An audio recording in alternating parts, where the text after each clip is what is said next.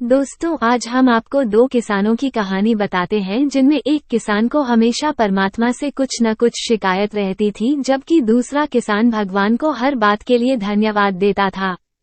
पुराने समय की बात है, किसी गांव में दो किसान रहते थे।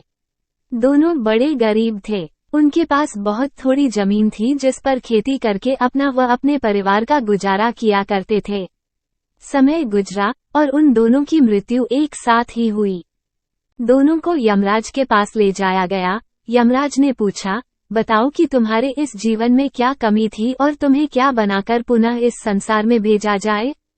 पहला किसान क्रोध से बोला, प्रभु, आपने इस जन्म में मुझे बहुत ही घटिया जिंदगी दी, कुछ भी नहीं दिया मुझे। पूरा जीवन मैंने खेतों में बैल की भांति काम किया, जो थोड़ा बहुत कमाया भी वो पेट भरने में ही खर्च हो गया। न तो मैंने और न ही मेरे परिवार ने अच्छे वस्त्र पहने और न ही अच्छा खाना खाया। ये सुनकर यमराज कुछ समय मौन रहे, फिर पुनः बोले, तो अब तुम क्या चाहते हो।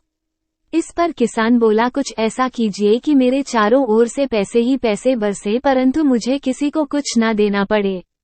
प्रभु बोले, तथास्तु। यमराज ने दूसरे किसान से पूछा, तुम्हारी क्या इच्छा है, क्या तुम्हें भी मुझसे शिकायत है। किसान बोला, नहीं प्रभु, मुझे आपसे कोई शिकायत नहीं है, आपसे मैं क्या मांगू।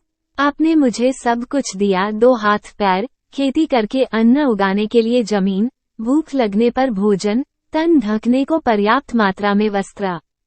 सिर्फ एक कमी लगी मुझे अपने जीवन में कि सीमित मात्रा में अन्न धन होने के कारण मैं अपने द्वार पर आए भूखे व जरूरतमंद लोगों की सहायता नहीं कर सका।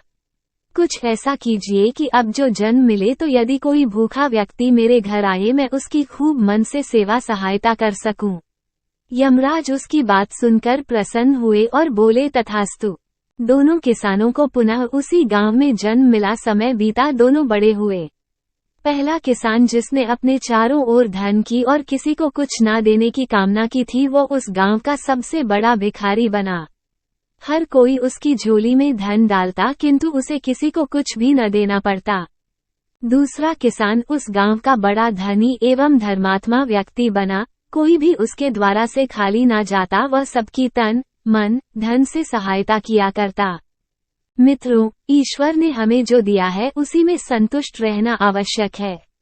अक्सर देखते हैं कि हमें हमेशा भगवान से शिकायत रहती है कि हमें यह नहीं दिया, वो नहीं दिया। अगर हम थोड़ा रुककर यह सोचें कि उस दयालु परमात्मा ने हमें कितना कुछ दिया है, तो हम सिर्फ उसका धन्यवाद ही करेंगे।